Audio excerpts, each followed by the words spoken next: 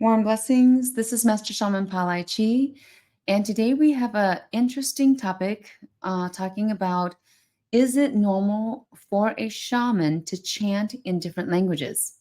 But before I get into it, if you are new to the channel and this is your first time, or if you've been watching the channel and what I've been doing and putting out there has made a difference in your life some way, somehow, and given you value, if you can do me a little favor and go click the like button and subscribe. So today, I want to answer the question, is it normal for a shaman to chant in different languages? If you're just starting out and becoming a shaman, or you're starting on your shamanic journey, you're going to want to see if this is correct for you, if this is going to make sense for you, right? When you chant in a different language.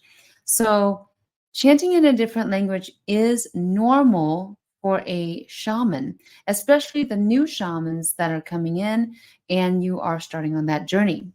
So with my experience, when I started my shamanic journey, I started chanting in different languages. It wasn't my native language of Hmong, right?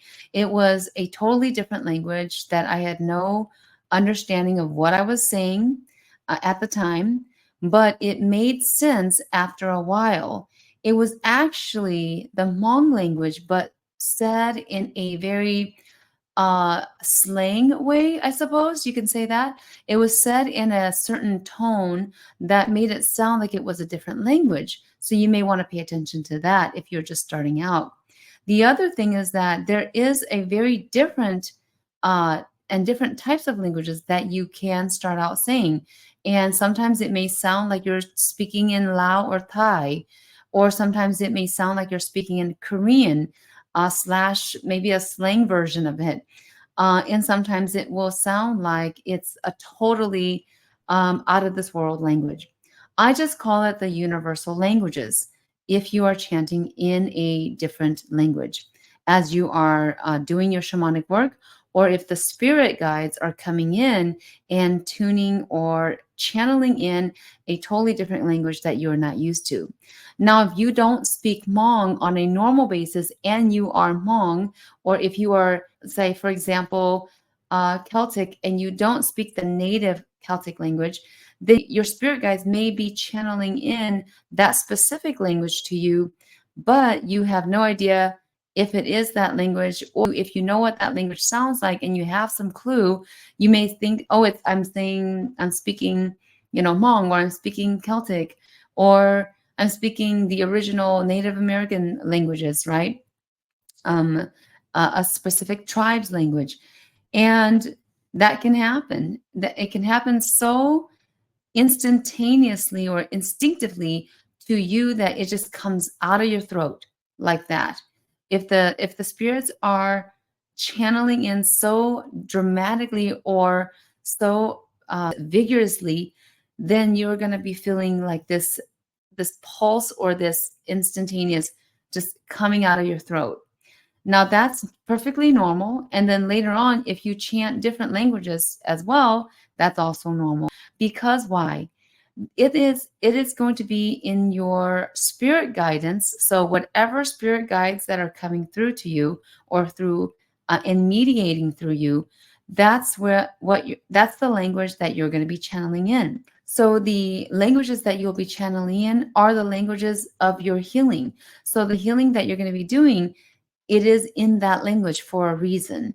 And it is in that spirit guide that is coming through to you through the channeling and through the work that you're doing.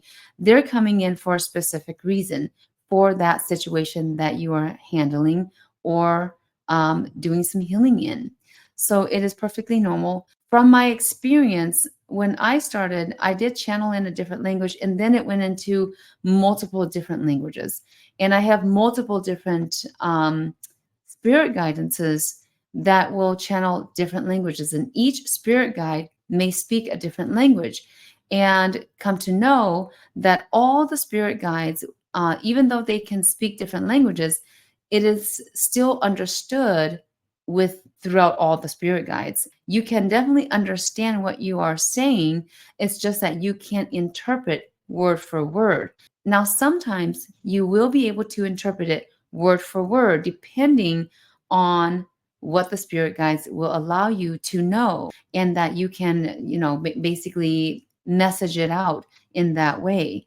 So when you are starting out and becoming a shaman, just know that if the voice and the language comes out of you instantaneously or automatically, allow it to come out so that you can be able to express whatever the spirit guide is trying to let you express from themselves, right? It's the message that your spirit guide is trying to relay out and convey to whoever it is that is getting the healing. Now, if it is yourself and you're alone, you're going to be fine with it, right? At first. So you're going to be okay with it. But if you are not alone and there's someone there and you're actually helping that person out, you're going to be a little bit embarrassed or not confident in what you are saying and what is coming out of your mouth. And maybe it's something that throws you off because it's something that you've never done before. It's a language that you've never heard before. So it may throw you off that way. But don't be alarmed, because that is all perfectly normal for a shaman to do. So lastly, if you are on the spiritual path and you're still climbing to get there, but still not sure what you are doing, go and check out the healing song link in the description below a few times. See if you're getting any vibrations while you're listening to this healing song.